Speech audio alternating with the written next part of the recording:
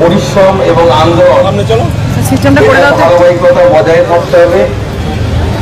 এবং আজকে এই আন্দোলনের সাথে আজকে লালগড়ে আন্দোলন হচ্ছে।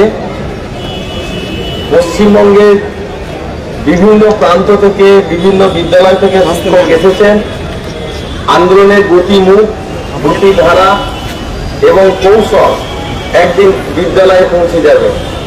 যে শিক্ষকরা প্রতিদিন এই মুহূর্তে বিদ্যালয়ের শ্রেণীকক্ষে ছাত্রছাত্রীদেরকে শিক্ষাদান করতেন, সেখানে প্রশাসনের পুলিশের দ্বারা নিয়ন্ত্রিত হয়ে আপনাদের রাজপথে বসতে হচ্ছে।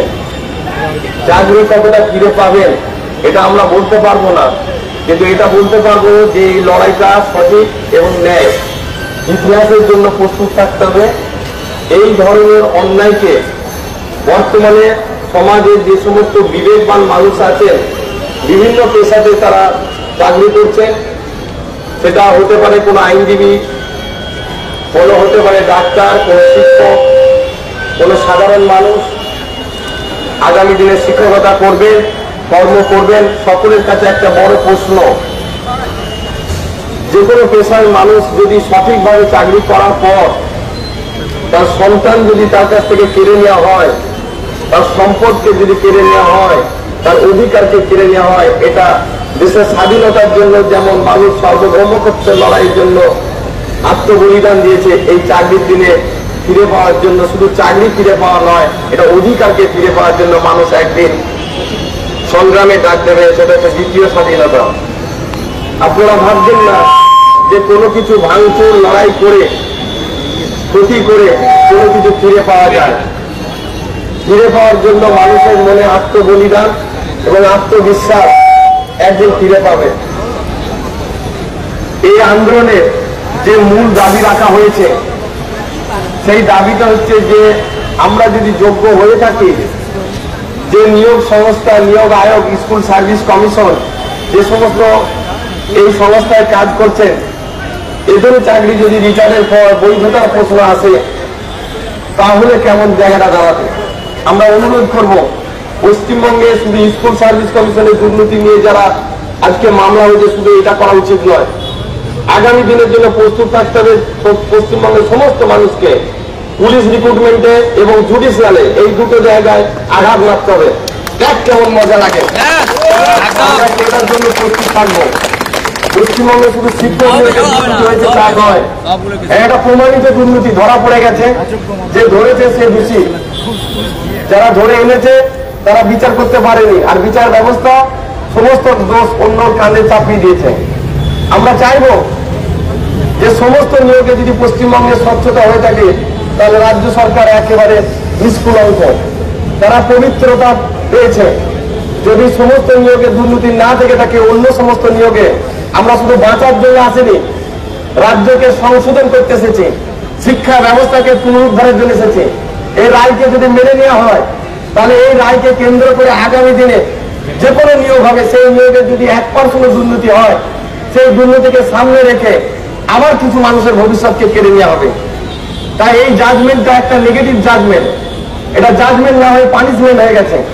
তবে অনেক রকম প্রক্রিয়া আমরা চালিয়েছি, আপনারা চালাচ্ছেন, অনুরোধ করছেন যে ঠিক আছে, সুপ্রিম কোর্টের আরেকবার রিভিউ পিটিশন আছে, সেই রিভিউ পিটিশনের সুপ্রিম কোর্ট যেদিন খুলবে 14 তারিখ, অদ্ভুত ব্যাপার, সেই দিনই এই ফর্ম ফিলাপের লাস্ট ডেট করা হয়েছে। কেন করা হয়েছে, কোন চুক্তিতে করা হয়েছে? সুপ্রিম কোর্ট তো এরকম কথা বলেনি। সুপ্রিম কোর্ট বলা হয়েছে 31শে ডিসেম্বরের মধ্যে প্রসেসটা সম্পূর্ণ করা হবে। এবং মাননীয় মুখ্যমন্ত্রী তিনি বলেছিলেন, তার ভিডিওগুলো যদি দেখা যায়, যে আমরা ফর্ম ফিলাপের ডেটকে বৃদ্ধি করেছি অনেক দীর্ঘদিন হবে, কারণ রিভিউ পিটিশনের ফলাফলটা দেখে নিতে চায়। অথচ সুপ্রিম কোর্ট খুললো না, তার আগে ফর্ম ফিলাপের ডেট শেষ হয়ে গেল।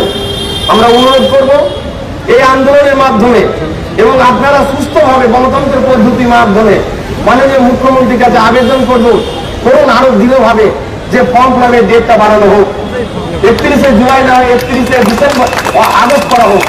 আজকের দিনে অনলাইনে সবকিছু হয়, ফর্ম ফিলাপের 4 দিন পরে অন্যান্য স্টেটে তার পরীক্ষা নেওয়ার পদ্ধতি আছে। আগের মতো অফলাইনে ফর্ম ফিলাপ নয়। তাহলে ফর্ম ফিলাপ আজকে যদি শেষ হয়ে যায়, পরীক্ষা কবে হবে তার কোনো সুনির্দিষ্ট ডেট নাই। সুপ্রিম কোর্ট টাইমটা মেনশন করেছে 31শে ডিসেম্বর, এবং এই মামলা যে ফলাফল, সেই ফলাফল আমরা দেখেছি চিরুপুরা ক্ষেত্রে, সেখানে শিক্ষক বাতিল হয়েছিল। সেই রায়কে কার্যকরী করতে 2 বছর পর্যন্ত এক্সটেনশন দেওয়া হয়েছিল, আর এখানে ওয়েস্ট বেঙ্গলে 6 মাস দেওয়া হচ্ছে। ভবিষ্যতে এটাকে এক্সটেনশন পর্ব আনা হোক। কেন এগুলো চাইছি না, চাওয়ার মূল কারণ আমরা সুপ্রিম কোর্টের রিভিউ পিটিশনে আছি, আমাদের পুরোটাই ফিরে পেতে চাইছি, কিন্তু তার মাঝে আমাদের দুশ্চিন্তাগ্রস্ত করে ফেলেছে যে পরীক্ষায় আমরা বসবো কিনা, ফর্ম ফিল আপ করবো কিনা, পরীক্ষা আবার নতুন করে চাকরি পাবো কিনা। সুপ্রিম কোর্টের বিচার যেখানে শেষ হয়নি এবং তদন্ত যেখানে সিএসসি রিপোর্ট সিবিআই দেয়নি, সেখানে এত তাড়াহুড়ো কিসে, এই প্রশ্নগুলো জানতে চাইছি পশ্চিমবঙ্গের মানুষ। দ্বিতীয় কথা, যে টেন্টেড ক্যান্ডিডেটদের টার্মিনেশন করা হলো না, সুপ্রিম কোর্টের 3/4/2025 যে ফাইনাল জাজমেন্ট, এটা মেন জাজমেন্ট, সেখানে অবশ্যই বলা আছে টেন্টেড ক্যান্ডিডেটদেরকে কোনোভাবে পরীক্ষা অংশগ্রহণ করানো যাবে না এবং তাদেরকে টার্মিনেশন করে টাকা ফেরত দিতে হবে। অথচ এই রায়কে এখনো এই কয়েকটি লাইন রাজ্য সরকার চোখ দেখছে না এবং কার্যকারী করছে না। উল্টো দিক দিয়ে মিসলিনিয়াস ফাইল করে 17/4/2025 সেখানে পরীক্ষা নেওয়ার যে একটা প্রভিশন রেখে দিয়ে, সেই পদ্ধতিতে তো রাজ্য সরকারের উন্নত মস্তিষ্কের কার্যকারী পদ্ধতি, সেই রায়টাকে কার্যকারী করা হচ্ছে, অথচ মূল রায়ের যে অংশ সেটাকে কার্যকারী করা হচ্ছে না। এর জবাব কে দেবে? দ্বিতীয় কথা মেনে নিই, যদি আমরা তর্কের খাতিরে ধরে নিই যে 16 প্যানেল ক্যান্ডিডেটরা শুধু পরীক্ষা বসছে তা নয়, যারা বর্তমানে শিক্ষা ব্যবস্থার সঙ্গে যুক্ত আছে 2025-এ ফ্রেশ, প্রায় 10 বছর ধরে এসএসসি নিয়োগ না হওয়ার ফলে তারা যখন অংশগ্রহণ করবে এই পরীক্ষায়, সেই পরীক্ষার সঙ্গে 16 একসঙ্গে মিসলিনিয়াস মানে খিচুড়ি তৈরি করে নিয়োগ হচ্ছে, যেখানে ভ্যাকেন্সিগুলোকে ইনক্লুডিং করা হয়েছে রিসেন্ট ভ্যাকেন্সির সঙ্গে, কিন্তু 16 সুপ্রিম কোর্ট বলা হয়েছে যে এটা আন্ডার জুডিকশন এবং কিছু রেস্ট্রিকশন পদ্ধতি দিয়ে দিতে সুপ্রিম কোর্ট, সেই পদ্ধতিকে কেন্দ্র করে এই পরীক্ষাগুলো হচ্ছে। কেন 16 পরে 25-এ যারা পরীক্ষা দেবে ফ্রেশ, তারা কেন সুপ্রিম কোর্টের নিয়ন্ত্রণে বা নিয়ম বিচারাধীন বস্তুর উপরে পরীক্ষা দিতে পারবে? এটা একটা অদ্ভুত বিষয়। আমরা চেয়েছি যে 16 নোটিফিকেশন আলাদা হোক, 25-এর নোটিফিকেশন আলাদা হোক। পরের প্রশ্ন, বারবার এই কথা ভুলে দিতে চাইছি না, আমরা কেন পরীক্ষা দেবো, এটাই আমাদের সবচেয়ে বড় দাবি থাকবে।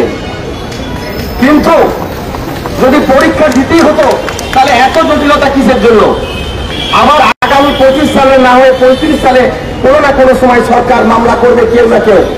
এই টেন্টেড ক্যান্ডিডেটরা যদি কোনোভাবে এই পরীক্ষায় অংশগ্রহণ করে, তাহলে সুপ্রিম কোর্টের রায়কে সম্পূর্ণ ভায়োলেশন করে যারা নিয়োগ পাবে, আজকে পরীক্ষা আমরা স্টে অর্ডার চাইছি, শুধু স্টে অর্ডার পরীক্ষার উপরে নয়, পরীক্ষার রেজাল্টের পরও হয়তো স্টে অর্ডার হতে পারে, প্যানেলের উপরে স্টে অর্ডার হতে পারে, অ্যাপয়েন্টমেন্টের উপরে স্টে অর্ডার হতে পারে। ধরে নিলাম তর্কের খাতিরে সব প্রক্রিয়াটা সম্পূর্ণ হলো। আমরা এই জেনারেল আলোচনা করছি, শুধু যারা 2016 সালে ক্যান্ডিডেট তাদের উপরে নয়। রাজ্য সরকার এই বিষয়গুলোকে অত্যন্ত গভীরভাবে আলোচনার জায়গা যাচ্ছে না, যার জন্য আমরা সাধারণ শিক্ষকরা আপনাদের পাশে এসেছি। এইভাবে বেকারের সঙ্গে ছিনিমিনি 35 সালে কেউ না কেউ দেখা যাবে আজকে 1-2 ক্যান্ডিডেটের অভিযোগের ভিত্তি করে গোটা প্যানেলটাকে নষ্ট হয়ে গেছে।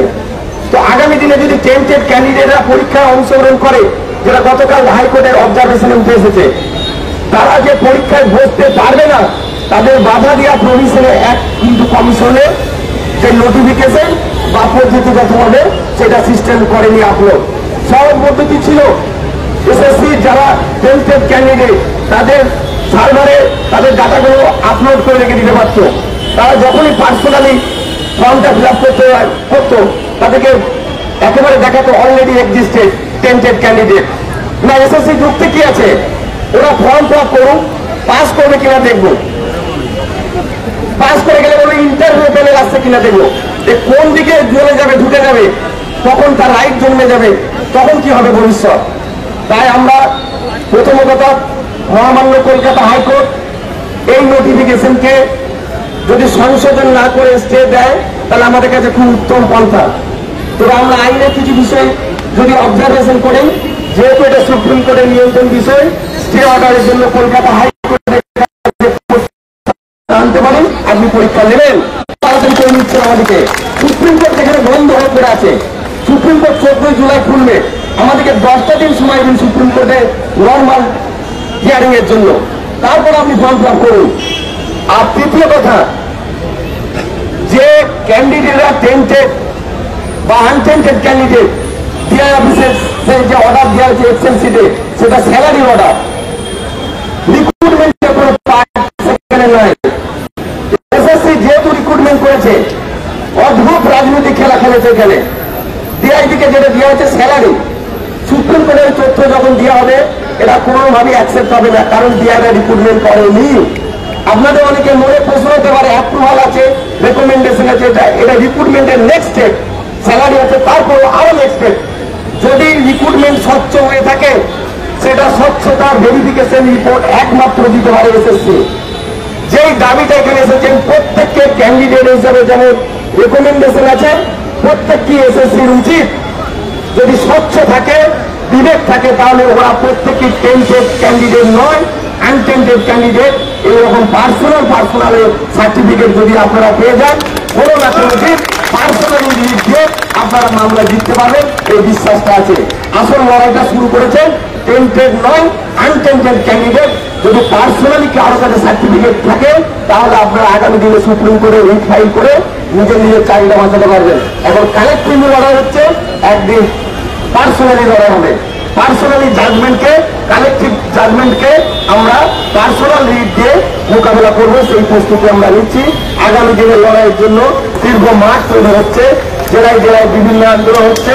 সেই জেলায় বর্ধমান জেলায় আগামী আন্দোলন আছে 10 জুলাই, সেই আন্দোলনে আপনারা সর্বোত্তমভাবে অংশগ্রহণ করবেন। যে যেখানে এভাবে আন্দোলন করবেন সেখানে যাবেন, লক্ষ্য শুধু দেখবেন প্যানেল বাঁচাতে কারা চাইছে, কে কোন মন জেগেছে, এটা কোনো মুখ্য বিষয় নয়। যেদিন চাকরি ফিরে পাবেন, আবার নিজের চেষ্টায় ফিরে যাবেন। সকলকে সংগ্রামের ধন্যবাদ করে আমার সংক্ষিপ্ত বক্তব্য আপনাদের উদ্দেশ্যে রইল।